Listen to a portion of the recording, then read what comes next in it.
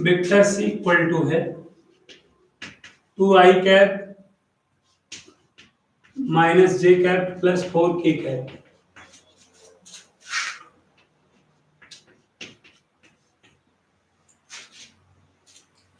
Vector D ज्ञात कीजिए।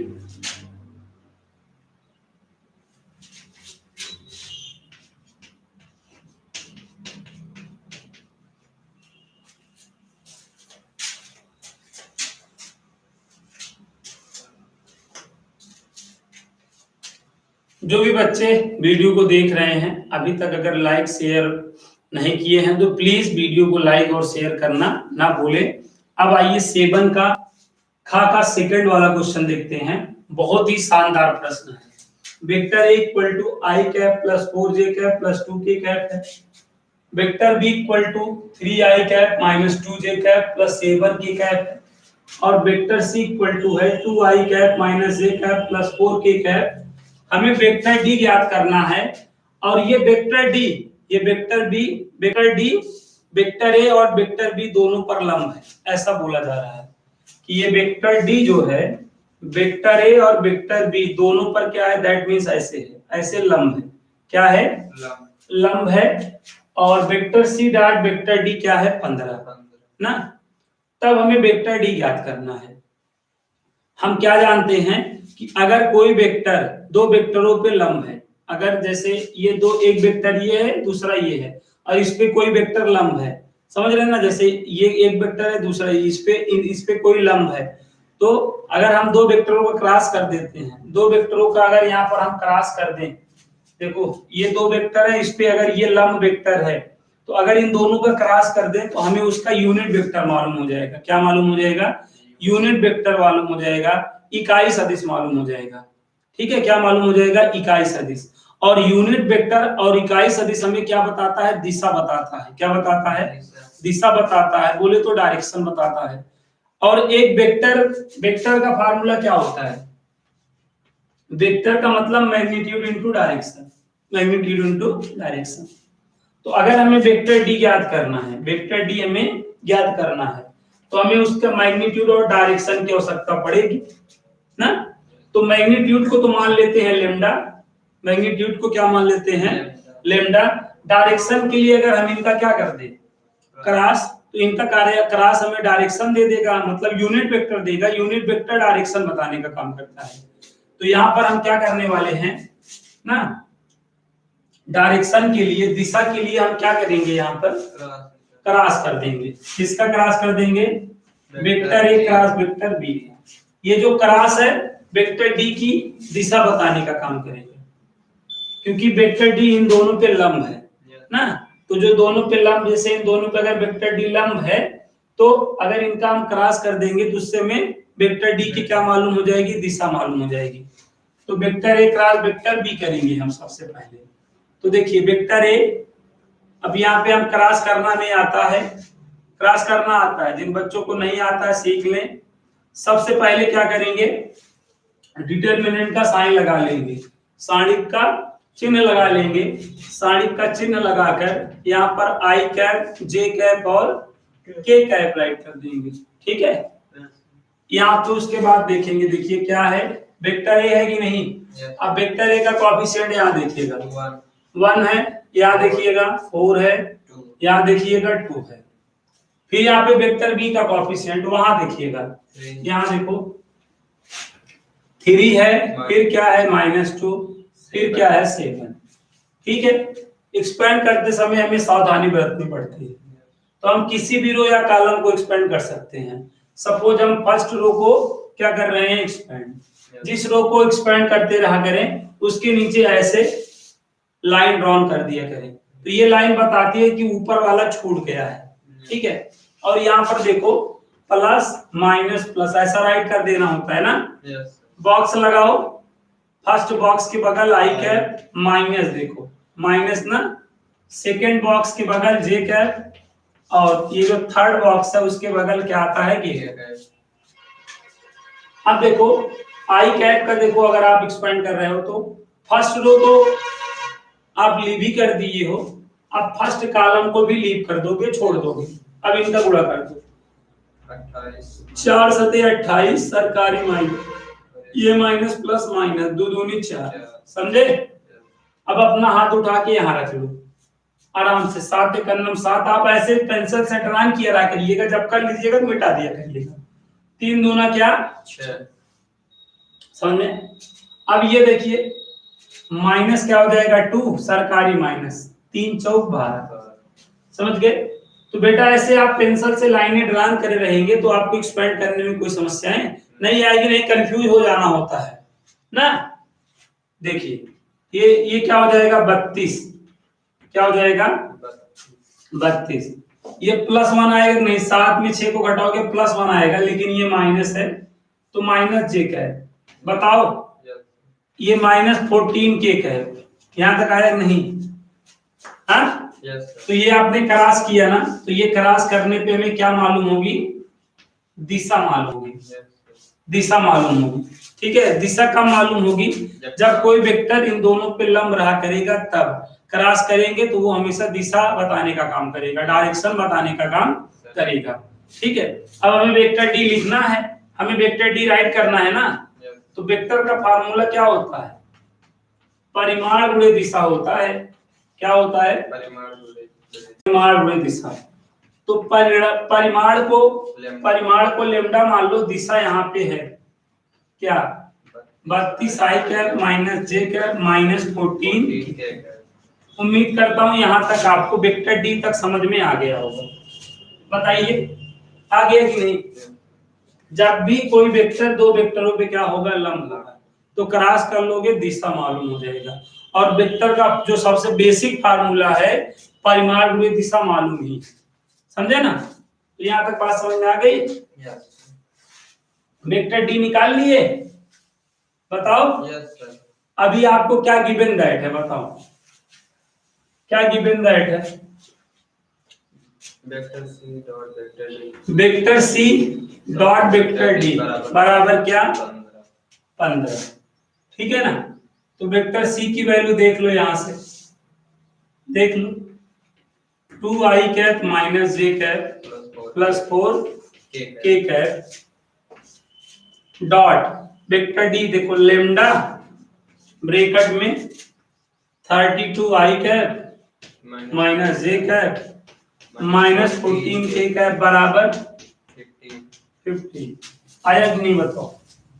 हाँ लेमडा को सबसे पहले राइट कर लोगे, ये जो लेमडा है सबसे आई कैप वाले का आई कैप से मल्टीप्लाई करोगे तो 32 दूनी क्या होता है 64। अब ये जे कैप वाले का जे कैप से करोगे, ये माइनस और ये माइनस +1 हो जाएगा। अब इसका इससे कर दो, 14 चौक क्या होता है 56 बराबर बताओ 50।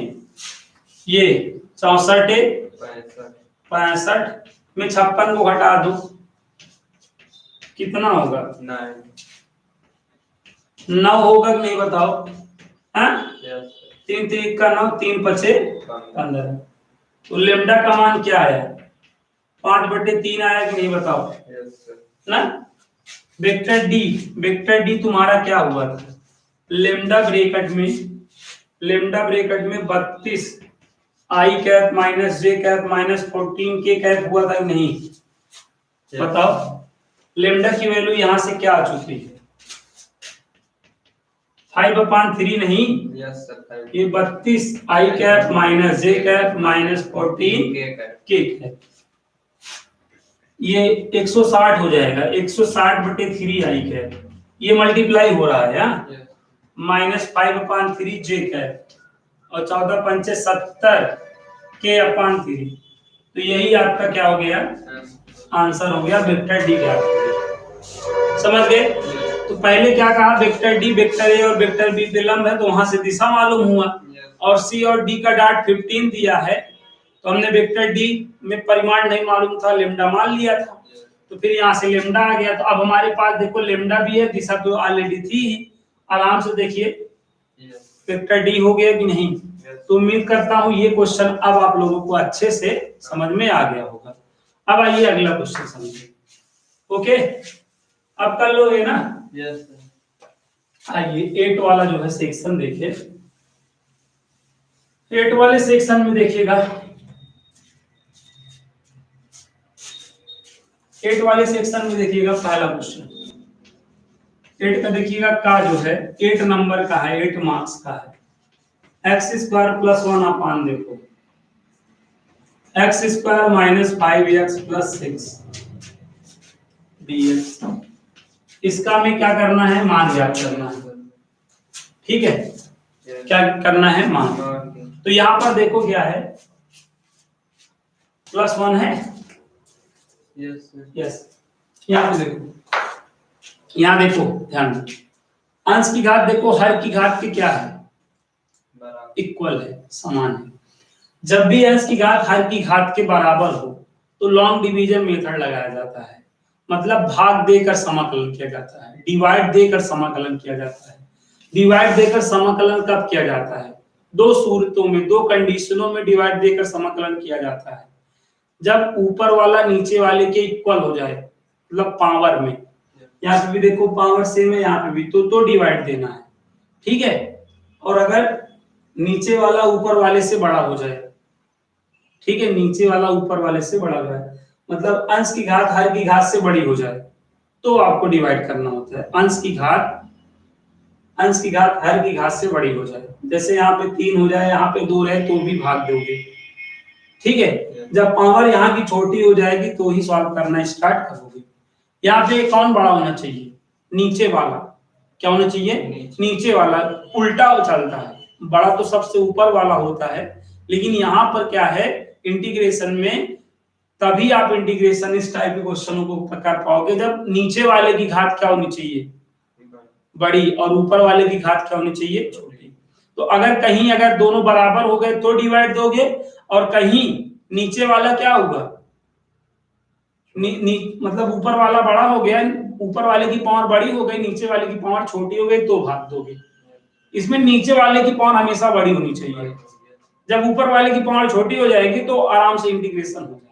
क्लियर है बात की नहीं, उल्टा सोचना है। वैसे तो बड़ा सबसे ऊपर वाला ही सबसे बड़ा है, लेकिन यहाँ पे क्या करना है, नीचे वाले की पावर सबसे बड़ी करनी है, ऊपर वाले की छोटी करनी है, तब आपको इंटीग्रेशन करना है।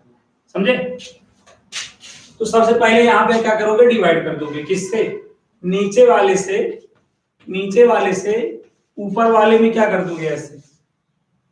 बताओ, ऐसे डिवाइड दिया जाता है कि नहीं ना? कितना टाइम जाएगा,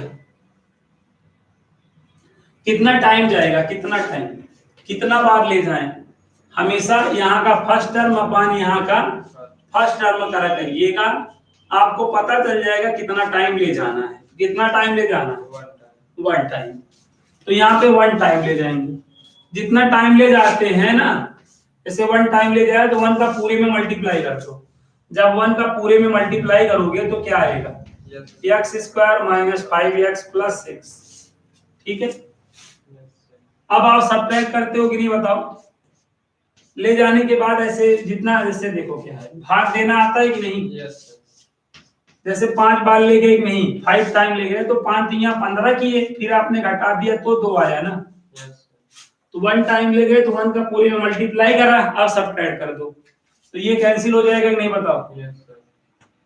अब ये देखो 5x माइनस 6 प्लस 1, बताओ क्या हो जाएगा, 5x माइनस 5 कॉमन कर सकते हो तो x माइनस 1, तो ये तुम्हारा क्या आया, शेषफल आया कि नहीं, बताओ।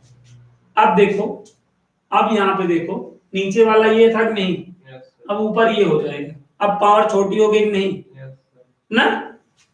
तो जो आप क्या जानते हो, जोड़ घटाना गुणा भाग, जोड़ घटाना गुणा भाग में केवल एक की उत्तर की जांच हो पाती है, केवल एक की उत्तर की जांच हो पाती है। कौन, भाग के, किसकी, भाग के उत्तर की जांच हो पाती है, किस फार्मूले से, भाज्य बराबर भाजक गुणे भागफल प्लस शेषफल, ये वाले फार्मूले से। याद है कि नहीं, जोड़ घटाना गुणा और भाग में केवल भाग के उत्तर की जांच हो पाती है, इस वाले फार्मूले से। भाज्य बराबर भाजक गुणे भागफल प्लस शेषफल, इस वाले फार्मूले से।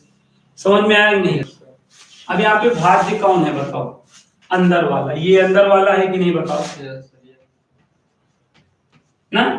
और भाजक कौन है बताओ?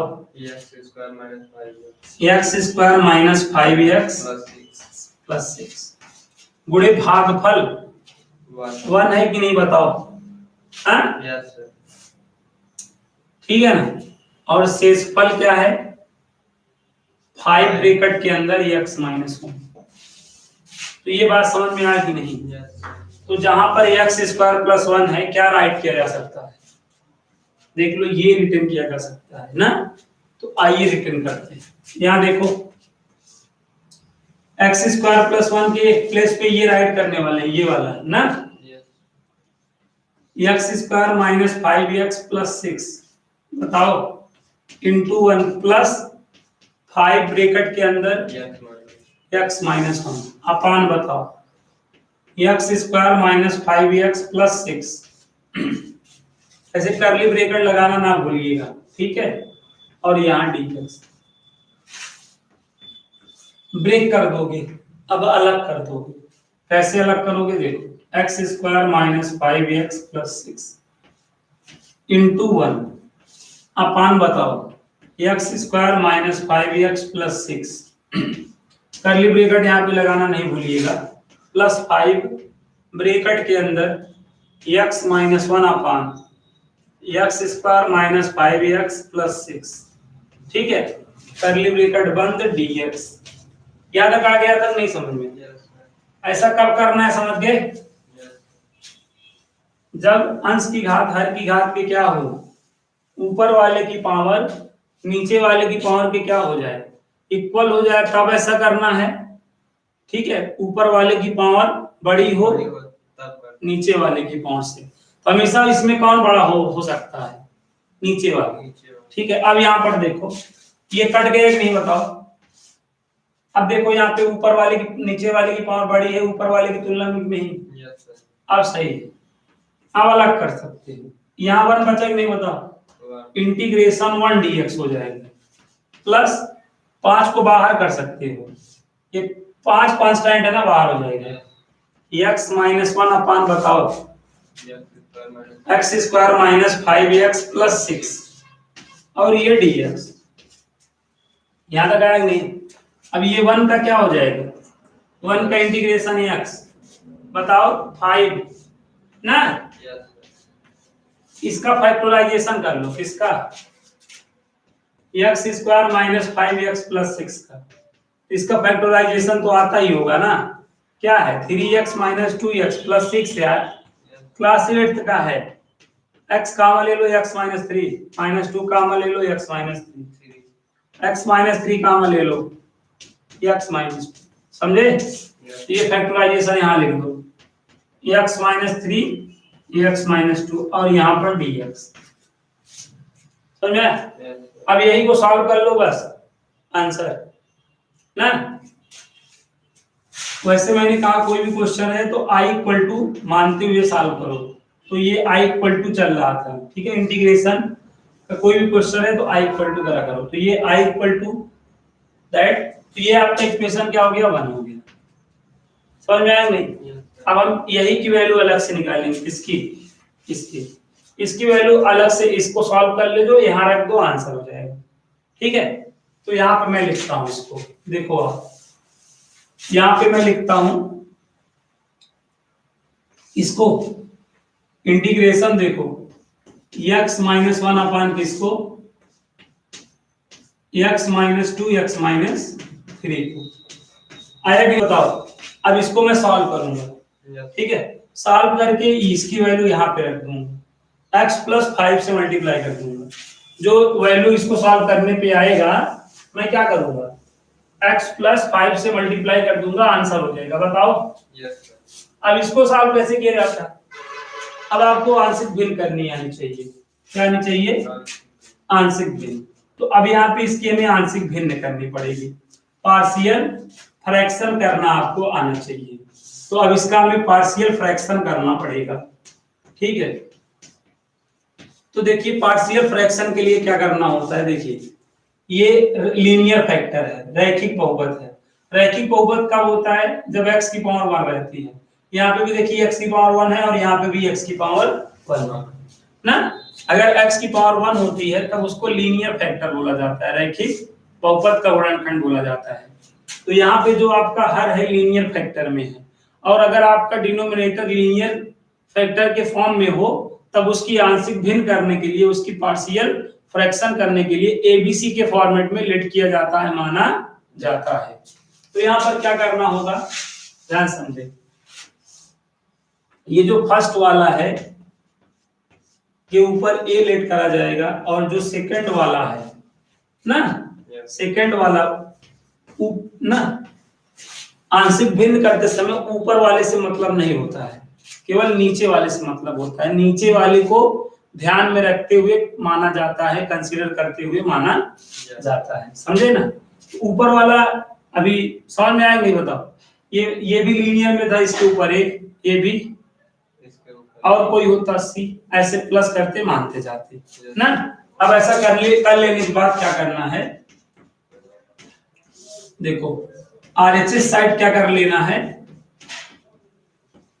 क्या कर लेना है बताओ ना, एलसीएम ले लेना है। क्या ले लेना है, ऐसे क्रॉस मल्टीप्लाई जाएगा। ए ब्रैकेट में क्या हो जाएगा, x माइनस 3, और बी ब्रैकेट में क्या हो जाएगा, x माइनस 2। तो ये आपका कैंसिल आउट हो गया, समझ में आया। अब जो बचा है क्या है, ए ब्रैकेट में x minus 3 plus B bracket में x minus 2 is equal to क्या हो जाएगा, x माइनस 1। ठीक है। अब ये क्या होता है बेटा, ये जो आया है कट पिटने के बाद, एलसीएम कट जाने के बाद जो आता है एक्सप्रेशन, ये एक आइडेंटिटी होती है, ये एक सर्व संख्या होती है। सर्व संख्या क्या होता है, जो सभी मानों को संतुष्ट करे। तो ये x की कोई भी वैल्यू को सेटिस्फाई करेगा, कोई भी वैल्यू को सेटिस्फाई करेगा।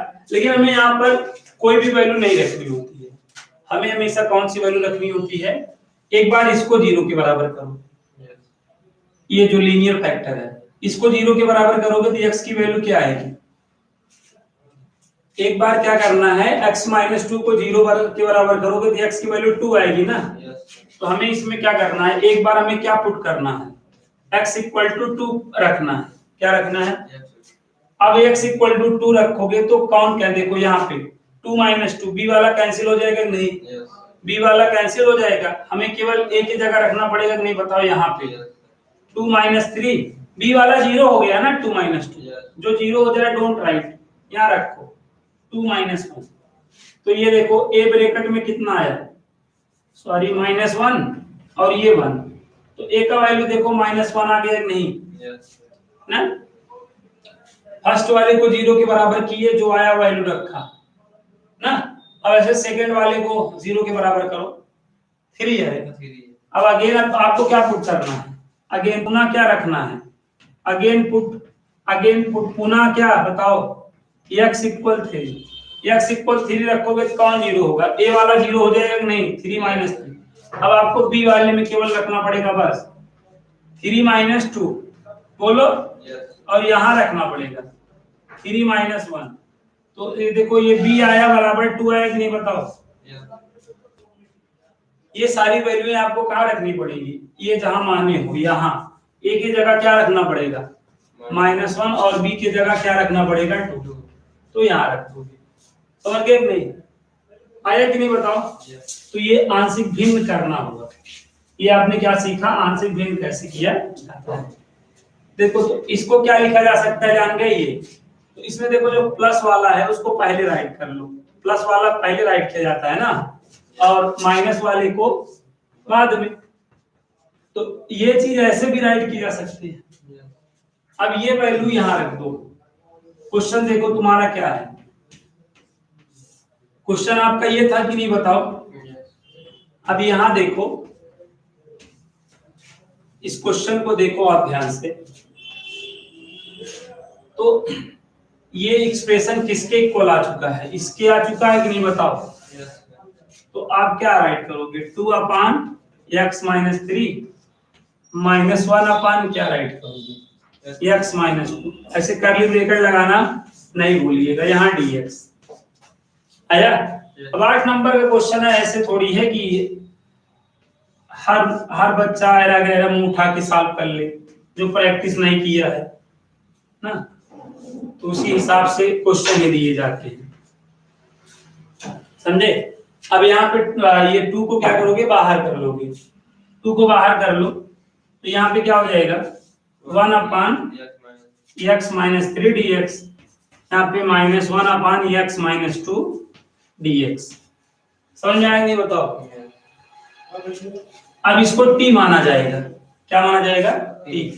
जब इसको t मानोगे ना तो 1/t दिखेगा, और इसको भी जब t मानोगे तो 1/t, तो 1/t का log t होता है, क्या होता है, log t।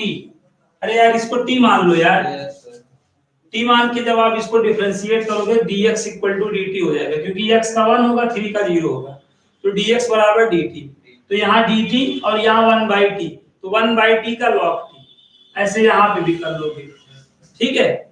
तो 1/t का log t होता है, क्या होता है, 2 into log t कहोगे t, लेकिन राइट क्या करोगे x-3 को, ठीक है, माइनस log t मतलब x-2।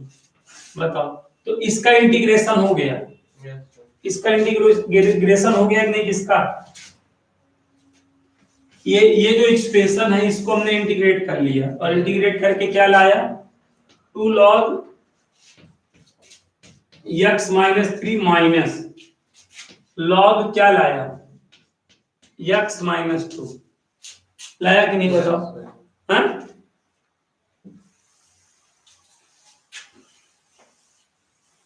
अब यहाँ के बाद देखो, अब यहाँ के बाद आपको क्या करना है बच्चों, अब आपका देखिए आंसर देखो जो था i इक्वल टू क्या था, देखो x+5, यही था कि नहीं, बताओ। x ना, ये यही तो था, देखो याद करो, ये क्वेश्चन था कि नहीं आपका। यहीं के बाद तो आपने इसको अलग से लिया था ना, मैंने कहा था x+5, अब ये वैल्यू रखनी पड़ेगी, ये वैल्यू ना, 2 log ब्रैकेट के अंदर x-3 माइनस log x-2। अब यहाँ पे ऐसे प्लस सी कर सकते हो, ठीक है। अब ये देखो x+5 दूनी 10 log x-3 माइनस 5 log, बताओ, x-2 प्लस सी, ये आपका क्या हो गया, आंसर हो गया, उत्तर हो गया, बताओ। तो आया कि नहीं समझ में, तो आपको इस क्वेश्चन को इस तरह सॉल्व करना था, लगाना था। तो उम्मीद करता हूं अब ये क्वेश्चन आप लोगों को आ गया होगा, बताओ कर लोगे कि नहीं अब, हाँ। चलो अब अगला क्वेश्चन बताते हैं। अगला क्वेश्चन तो आसान है, प्रायिकता का है, प्रोबेबिलिटी का क्वेश्चन है, ठीक है। मतलब 2 क्वेश्चन दिए हैं तो आपको फलन x की पावर x का निम्नलिखित मान ज्ञात करना है, क्या, निम्नलिखित मान ज्ञात करना है। फलन को y से रिप्रेजेंट किया जाता है और x की पावर x है। ये सेक्शन कौन सा है, 8 है, 8 के खा का ये क्या है, फर्स्ट वाला, 8 के खा का ये फर्स्ट वाला क्वेश्चन है। y इक्वल टू x की पावर x ना, फलन x की पावर x का निम्नलिखित मान ज्ञात करना है, ठीक है। तो देखो क्या करोगे, सबसे पहले इधर ध्यान दो, y इक्वल टू देखो x की पावर x है, ठीक है। यहाँ पे देखो वेरिएबल की पावर वेरिएबल है, फंक्शन की पावर फंक्शन है, बेस में भी x हो और पावर में भी x हो, तब डिफरेंशिएशन करने के लिए लॉग लिया जाता है, ठीक है। और यहाँ पे देखो निम्नलिखित होने का क्या मतलब है पता है, निम्नलिखित होने का मतलब है कि जो इसका d2y dx2 आएगा, ठीक है ना, वो क्या आएगा, प्लस आना चाहिए, क्या आना चाहिए, पॉजिटिव आना चाहिए। अगर उच्चिष्ट बोला रहता है, क्या बोला रहता है, उच्चिष्ट, तो इसका जो सेकंड डेरिवेटिव है वो क्या आना चाहिए, निगेटिव आना चाहिए, समझ गए। तो यहाँ पे बोला है फलन x की पावर x का मान निम्नलिखित है ना, निम्नलिखित मान ज्ञात करो, निम्नलिखित मान ज्ञात करो। देखो निम्नलिखित मान बात आपको ज्ञात कब करना होता है, जब इसका सेकंड डेरिवेटिव क्या है रहता है, पॉजिटिव, तब हमें निम्नलिखित मान निकालना होता है। तो सबसे पहले हमें क्या करना होता है, अगर निम्नलिखित बोला है तो हमें उसका सेकंड डेरिवेटिव पॉजिटिव दिखाना होता है, और उच्चिष्ट बोलने पे उसका हमें निगेटिव बताना होता है, ठीक है ना। तो आइए सबसे पहले हम इसका मान जो है क्या करते हैं, इसका सेकंड डेरिवेटिव क्या प्रूव करने का प्रयास करते हैं, पॉजिटिव। तो देखिए क्या करना पड़ेगा यहाँ पे, तो 2 बार इसको अवकलित करना है कि नहीं बताओ। तो पहले 1 बार तो कर लो, फिर 2 बार करना। यहाँ पे देखो क्या होगा, x की पावर x है कि नहीं बताओ। तो आपको सबसे पहले देखो लॉग लेना पड़ेगा, बोथ साइड का क्या लेना पड़ेगा, लॉग लेना पड़ेगा ऐसे। जब आप बोथ साइड का लॉग लेंगे तो कुछ ऐसा हो जाएगा नहीं बताइए। अब यहाँ के बाद differentiate with respect to x कर देंगे तो क्या हो जाएगा, d बाई डी एक्स, यहाँ पर log y, यहाँ पर भी क्या हो जाएगा d by D x x log x, ये फर्स्ट और ये सेकेंड। log y का हर कोई जानता है 1/y, लेकिन dy बाई dx, यहाँ पे फर्स्ट डेरिवेटिव सेकेंड ना, प्लस सेकेंड डेरिवेटिव फर्स्ट, समझे। तो यहाँ पे क्या हो जाएगा 1/y dy बाई dx, ठीक है। log x का हर कोई जानता है 1/x, ठीक है। इसका 1 होगा, क्या होगा, यहाँ तक आया नहीं, x से x कैंसिल आउट हो गया। तो बोलो यहाँ तक आया कि नहीं, 1/y dy बाई dx, ठीक है। क्या हुआ बताओ, 1 प्लस log x हुआ कि नहीं, क्रॉस मल्टीप्लाई कर सकते हो। dy by dx equal to बताओ क्या, y ब्रैकेट में 1 प्लस, बताओ log x हो गया कि नहीं, यहां तक आ गया। ये किसका क्वेश्चन है समझ रहे हैं ना, उच्चिष्ट और निम्निष्ठ चैप्टर का है। तो उच्चिष्ट और निम्निष्ठ चैप्टर का क्वेश्चन कैसे लगाया जाता है मैं आपको बता रहा हूं। अगर निम्निष्ठ बोला है तो सेकंड डेरिवेटिव ना, निम्निष्ठ उल्टा सोचना है। निम्न का मतलब आप सोच रहे होंगे माइनस में, नहीं प्लस में सोचना, उल्टा चलता है। अगर निम्निष्ठ बोला है, मिनिमम बोला है तो प्लस आना चाहिए, अगर मैक्सिमम बोला है, उच्चिष्ट बोला है तो माइनस आना चाहिए, उल्टा सोचना है, ठीक है। यहां तक आया कि नहीं बताओ। यहां तक dy बाई dx जब निकल जाएगा तो उसके बाद क्या करना होता है, लिखना पड़ता है फॉर मैक्सिमम और मिनिमम वैल्यू, उच्चिष्ट निम्निष्ठ मान के लिए क्या करना होता है, उच्चिष्ट या उच्चिष्ट और निम्निष्ठ मान के लिए, उच्चिष्ट और निम्निष्ठ मान के लिए हमेशा क्या करना होता है प्यारे बच्चों, ये जो फर्स्ट डेरिवेटिव आया रहता है उसको 0 के बराबर किया जाता है, ठीक है। dy बाई dx को हमेशा क्या करा जाता है, 0। डिफरेंशिएट करो, dy बाई dx है 0 कर दो। अब यहाँ पे देखो y ब्रैकेट में क्या हो जाएगा, 1 प्लस log x की नहीं, बताओ।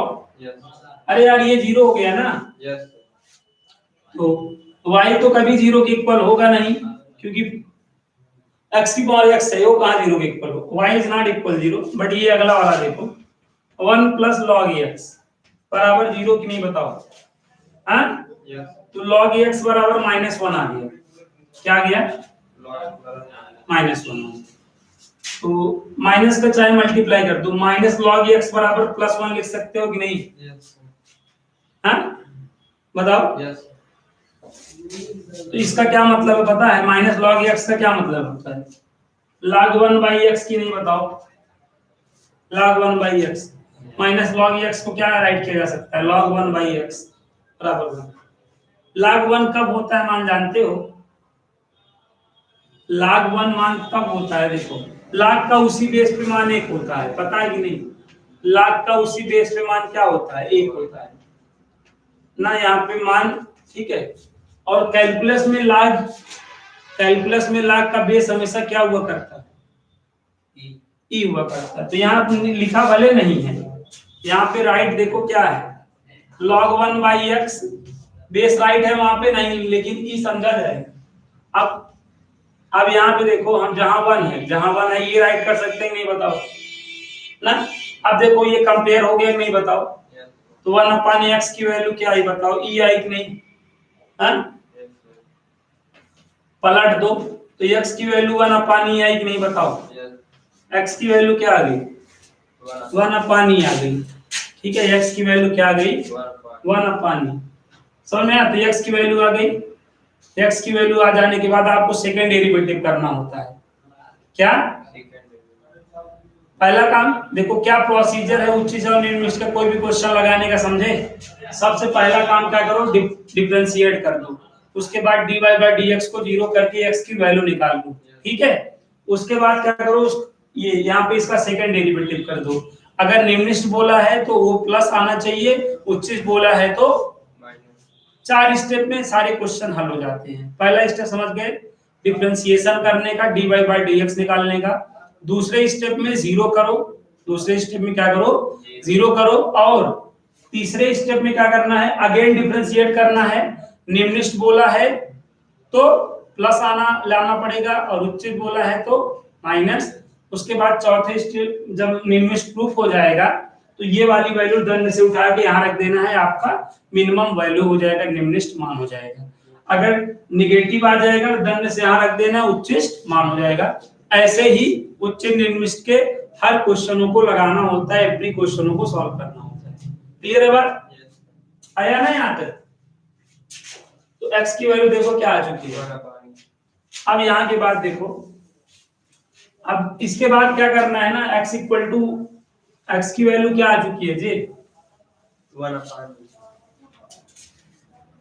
x की वैल्यू हम क्या ला चुके हैं 1 अपान, ठीक है। अभी अगर आप आंसर देखोगे तो यहाँ पे x की जगह 1 अपान क्या 1 अपान की पावर 1 अपान, यही मान आ रहा हो,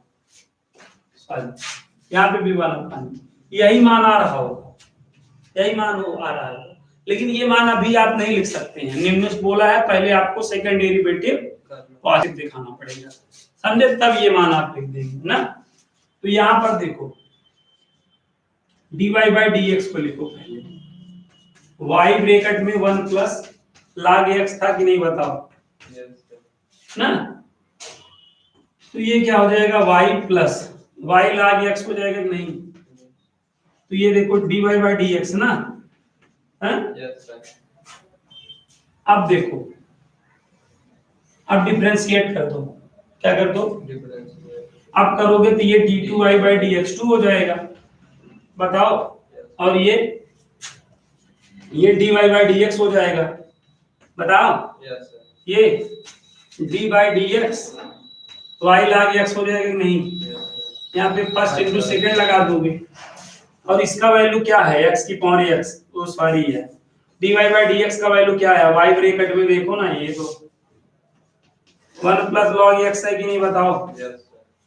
और यहाँ पे फर्स्ट इंटू सेकंड वाला लॉजिक लगा दो, फर्स्ट सेकंड का डेरिवेटिव, सेकंड फर्स्ट का डेरिवेटिव, बताओ आया कि नहीं। हाँ y ब्रैकेट के अंदर 1 प्लस log x ना, log x का 1 अपान x, ठीक है। बाकी देखो log x ब्रैकेट के अंदर इसकी वैल्यू क्या, देखो ये y लेकिन ना, यहाँ पे देखो इंटू y क्या 1 प्लस log x है कि नहीं। हाँ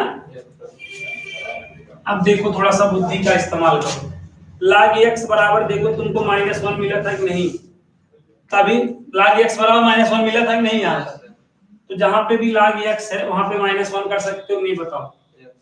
अगर आप यहाँ पे -1 करोगे, यहाँ पे -1 करोगे तो -1 प्लस 1 ये पूरा जीरो हो गया कि नहीं बताओ। हाँ जीरो हो जाएगा, अरे यार यहाँ जीरो हो जाएगा नहीं बताओ। हाँ log x की वैल्यू -1 रखोगे तो ये जीरो हो गया कि नहीं बताओ। ये यहाँ रखोगे तो ये जीरो हो गया कि नहीं बताओ। केवल क्या बचा y अपान x, ठीक y अपान x। उसके बाद देखो ये जो x की वैल्यू 1 अपान ना, तो अगर 1/x कहोगे केवल ई की नहीं, बोलो यार, तो यहाँ पे क्या आ रहा है देखो, ये y इंटू 1/x है ना, तो क्या है e इंटू वाई है कि नहीं बताओ, तो ये क्या है पॉजिटिव ही तो है, तो इसका सेकंड डेरिवेटिव क्या आ गया किसका, d2y/dx2 क्या आ गया पॉजिटिव आ गया नहीं ना, आ गया ना। अब यही के नीचे क्या लाइन लिखोगे, अतः x इक्वल टू 1/e पर, अतः x इक्वल टू 1/e पर फलन क्या है, फलन निम्निष्ठ है, फलन क्या है निम्निष्ठ ना, इसलिए निम्निष्ठ मान बराबर यहाँ उठा के रख दोगे, देखो 1/e की पावर 1/e हो गया आंसर। तो इस तरह हम उच्छिष्ट और निम्निष्ठ का कोई भी क्वेश्चन सॉल्व कर सकते हैं। तो कितने स्टेप करने होते हैं ना, जिंदगी कितने दिन की है 4 दिन की, तो 4 ही स्टेप करने हैं। पहला डिफरेंशिएट कर दो, dy/dx निकालो, दूसरा dy/dx को 0 कर दो, और तीसरा x की वैल्यू निकालो।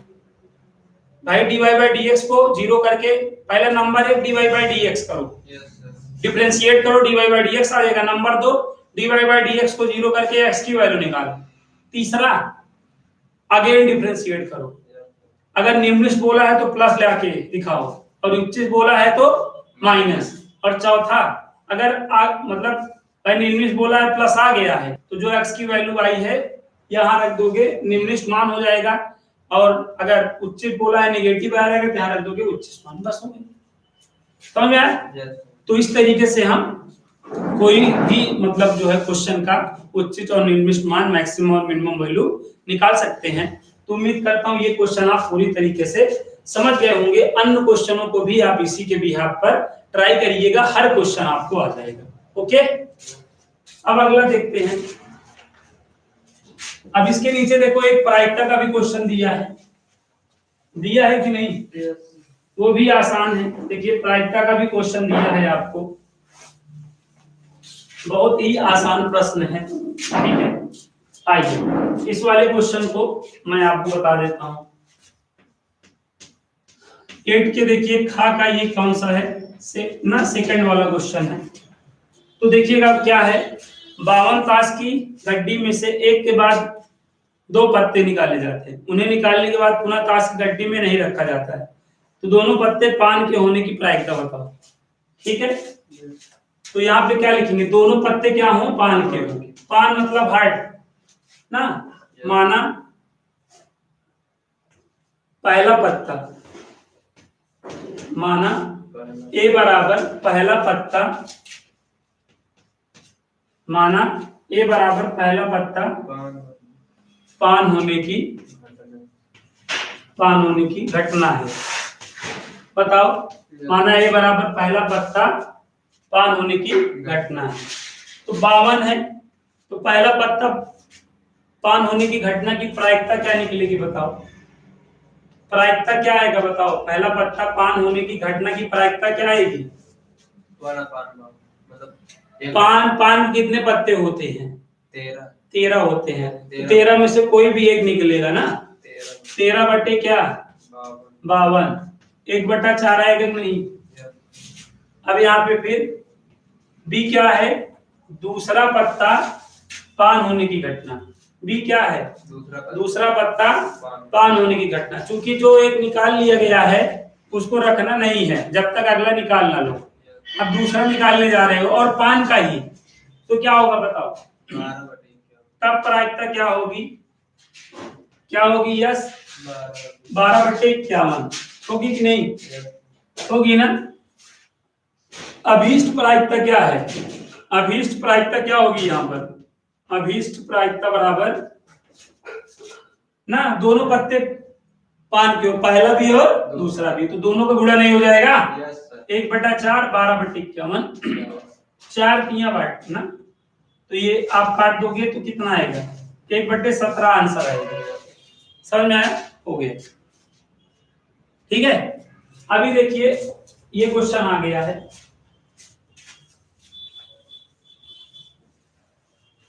अब अगला क्वेश्चन देखिएगा, अगला क्वेश्चन देखिएगा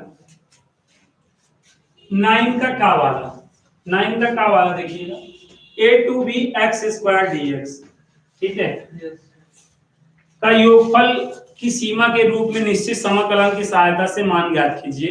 तो ये क्वेश्चन 8 नंबर का है। तो इस क्वेश्चन को मैं ऑलरेडी प्यारे बच्चों करा चुका हूं, ठीक है। लिमिट ऑफ सम वाला जो प्लेलिस्ट है उसमें जाकर आप इस क्वेश्चन का सलूशन, पर्टिकुलर इस क्वेश्चन का सलूशन जाके देख सकते हैं। लगभग 22 मिनट का इसका वीडियो बना है। तो ये ऑलरेडी का क्वेश्चन वीडियो बना है, इसलिए यहाँ पे करा के टाइम वेस्ट नहीं करते हैं। तो जिन बच्चों को प्लेलिस्ट मिल जा रहा हो ईजीएस वे में, बहुत अच्छी बात। जिनको नहीं मिल रहा है, हमारे व्हाट्सएप नंबर पे कमेंट करके हमसे इस क्वेश्चन का वीडियो जो है मांग लेंगे और मांग के जाके देख लेंगे, ठीक है। 8 नंबर का क्वेश्चन आपको पूरा योगफल की सीमा के जितने भी क्वेश्चन आ सकते हैं सारे के सारे का मैं ऑलरेडी करा चुका हूं। तो जिनको नहीं आ रहा हो, लिमिट ऑफ सम की प्लेलिस्ट जाके देखें, और अगर नहीं मिल रहा है तो हमसे उस वीडियो को मांगे, हम इस क्वेश्चन का वीडियो आपके पास सेंड कर देंगे। अब आइए अगला क्वेश्चन देखते हैं, ठीक है जी ना। अब यहाँ पे देखिए खा वाला देखेंगे, 9 का खा वाला देखिएगा dy/dx plus 2y = sin x। इसका हमें व्यापक हल याद करना है। तो बहुत ही प्यारा क्वेश्चन है, देख के ही आपको समझ में आ रहा होगा कि ये लीनियर डिफरेंशियल इक्वेशन का क्वेश्चन है, ठीक है। कैसे जान गए कि लीनियर डिफरेंशियल इक्वेशन का क्वेश्चन है? क्योंकि हमारे दिमाग में कहीं ना कहीं ये फॉर्म घूम रही है। देखो dy/dx, अगर यहाँ पे देखो dy है तो यहाँ पर प्लस py = q, ऐसा केवल लीनियर में ही होता है। तो यहाँ से देखो p का मान क्या आ गया 2 और q का मान क्या आ गया sin x हो गया। यहाँ पे इंटीग्रेटिंग फैक्टर निकालेंगे जो e की पावर इंटीग्रेशन p dx होता है। क्यों?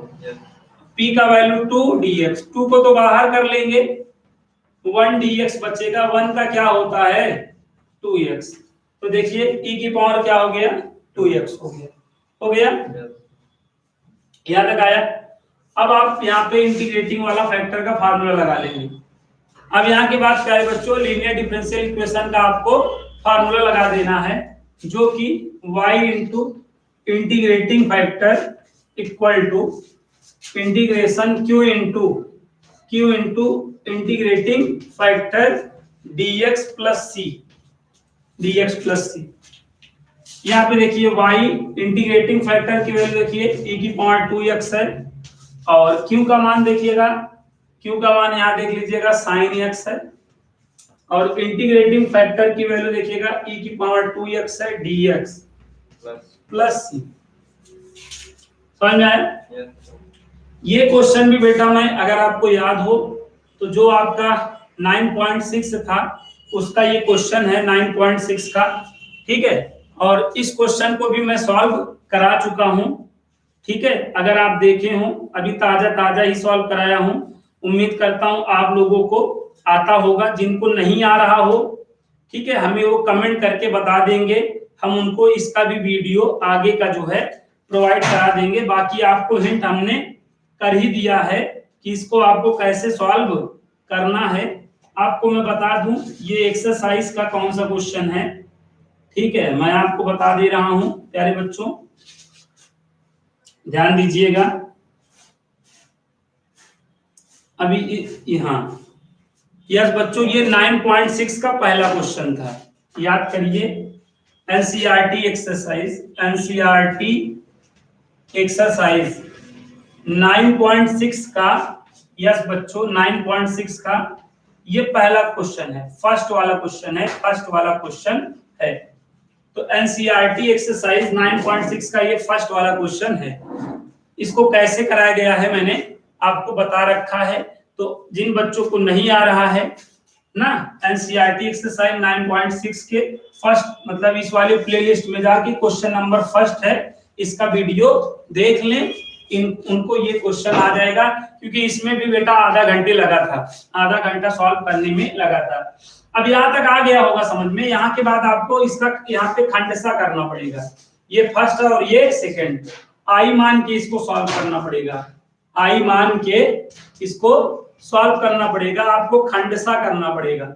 ठीक है, फिर रिपीट होगा, फिर रिपीट होगा। इस तरीके से बेटा मैंने आपको कराया था। तो अगर आपको पूरा इसका सोल्यूशन देखना है तो आप यहाँ पर एनसीईआरटी एक्सरसाइज 9.6 में जाके प्लेलिस्ट में क्वेश्चन नंबर फर्स्ट देख लीजिएगा, इसका सोल्यूशन आप लोगों को आ जाएगा। जिन बच्चों को नहीं आ रहा है यहाँ पर जाके देख के समझ लेंगे। ठीक है, आज के प्लेलिस्ट में इतना ही प्यारे बच्चों, मिलते हैं नेक्स्ट प्लेलिस्ट में। तब तक के लिए goodbye and good day. और प्यारे बच्चों, मैंने अब अगला सेट में कौन सा कराया हूँ ऑलरेडी मैंने ग्रुप पे भेज दिया है, सेंड कर दिया है, तो उनको आप लोग ट्राई करे रहिए।